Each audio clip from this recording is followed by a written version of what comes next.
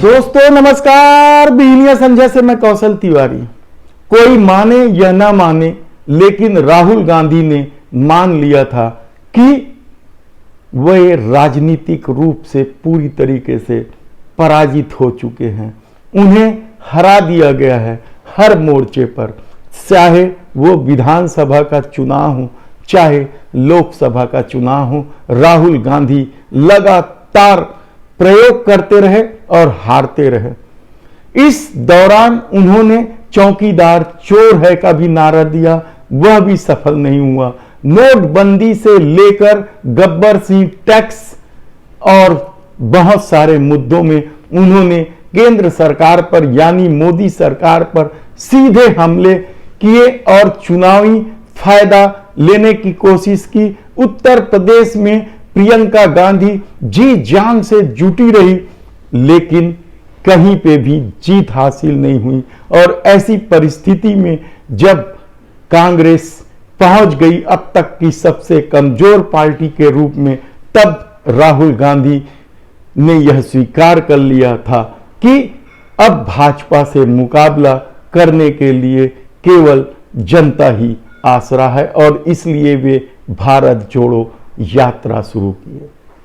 भारत जोड़ो यात्रा को पहले ही दिन से जो प्रतिसाद मिला, उससे कांग्रेसियों के बाँछें खिल गई हैं। लेकिन क्या वह राजनीति में उतने सफल होंगी, यह आने वाले दिन बताएंगे।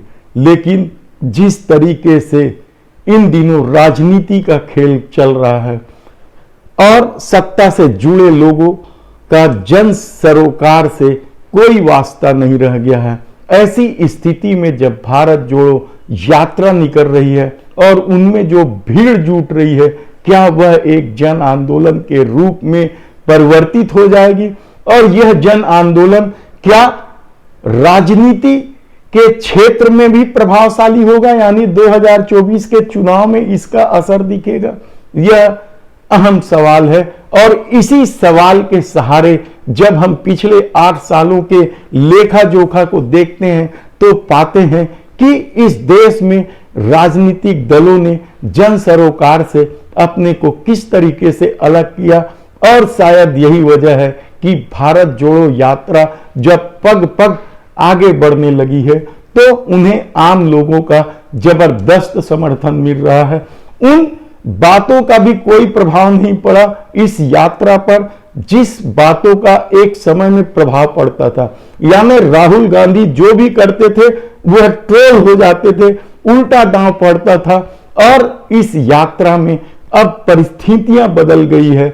भारतीय जनता पार्टी इस यात्रा को बदनाम करने के लिए जो भी खेल खेल रही है, इसका दांव उल्टा पड़ रहा है। ऐसी परिस्थिति जब निर्मित हो चुकी है तो क्या आने वाले दिनों में यह यात्रा राजनीति के क्षेत्र में भी प्रभावशाली होगी, या लोग ये सोचेंगे यात्रा एक अलग चीज है, राजनीति एक अलग चीज है? दरअसल इन दिनों जन सरोकार से सत्ता पूरी तरीके से हट गई।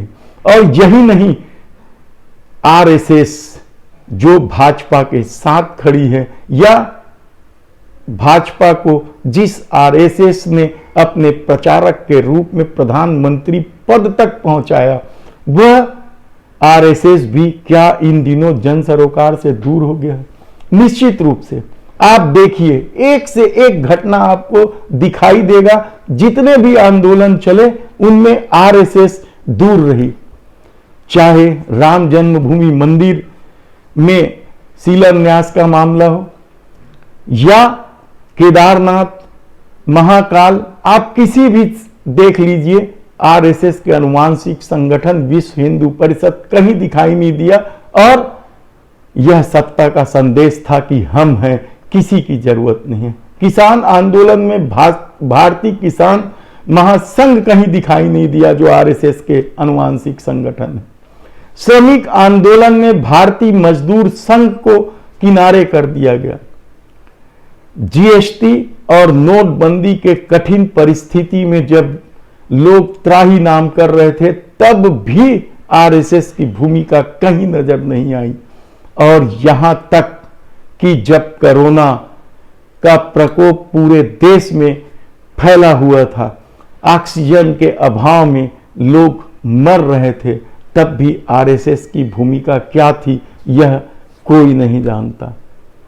ऐसी परिस्थितियों में जब संघ के प्रचारक प्रधानमंत्री हैं नरेंद्र मोदी, तो क्या उन्होंने आरएसएस को किनारे कर दिया है और इस सांस्कृतिक और सामाजिक सरोकार से दूर होते आरएसएस को राहुल गांधी ने देख लिया, समझ लिया और वे भारत यात्रा में इसी सांस्कृतिक और सामाजिक सरोकार को लेकर आगे बढ़ते चले जा रहे हैं।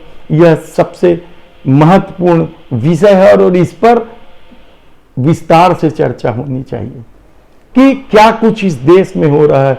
इस दौरान किस तरीके से निजीकरण के आड़ में कुछ एक उद्योगपतियों को इस देश की संपदा लगातार सौंपी जाने लगी।